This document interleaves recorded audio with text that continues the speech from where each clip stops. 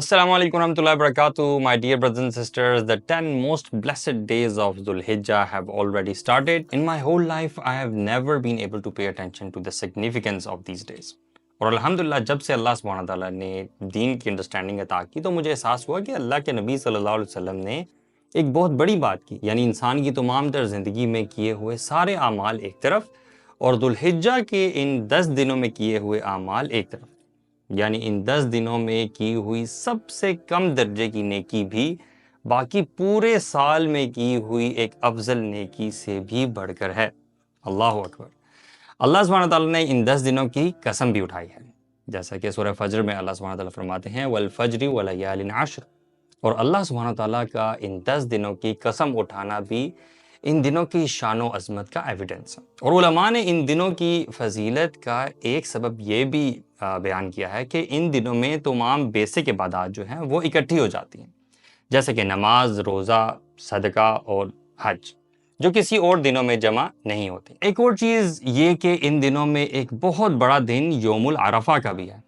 And there is a very amazing hadith about a Yahudi talking to Umar bin Khattab رضی اللہ عنہ saying کہ یا امیر المؤمنین آیۃ فی کتابکم تقرؤونها لو علینا معشر اليہود نزلت لاتخذنا ذلك اليوم عیدا، کہ یا امیر المؤمنین آپ کے قرآن میں ایک آیت ہے جو کہ آپ لوگ تلاوت کرتے ہیں، اگر وہ یہود پر نازل ہوئی ہوتی تو ہم اس دن کو عید کے طور پہ جانتے۔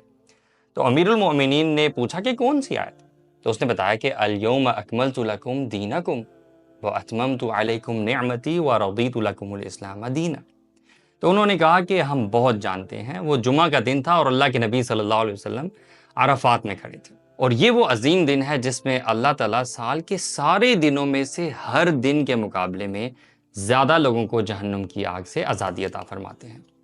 اتنی زیادہ فضیلت والے دن، سبحان اللہ، تو ایک منٹ کے لیے تو شاید انسان کنفیوز ہو جاتا ہے کہ how to make most out of these days, اور کہیں ایسا نہ ہو کہ میں یہ دن ضائع کر دوں اور ان دنوں کے بڑے ریوارڈ سے محروم ہو جاؤں۔ سو آئی ول کوئکلی انلسٹ وہ چیزیں جو کہ اللہ کے نبی صلی اللہ علیہ وسلم نے بتائی ہیں جو ان دنوں میں کرنی چاہیے۔ نمبر 1، کثرت سے تکبیر، تحلیل اور تحمید کرتا، یعنی سبحان اللہ والحمد للہ ولا الہ الا اللہ واللہ اکبر۔ نمبر 2، 9th ڈے یعنی یوم العرفہ کا روزہ رکھنا۔ نمبر 3، 10 ذی الحج کو قربانی کرنا، اور جو شخص بھی قربانی کا ارادہ کرے وہ ان 10 ایام کے شروع ہونے سے پہلے اپنے جسم کے ناخن اور بال جو کاٹنے ہیں وہ کاٹ لے اور ان 10 دنوں میں نہ کاٹے۔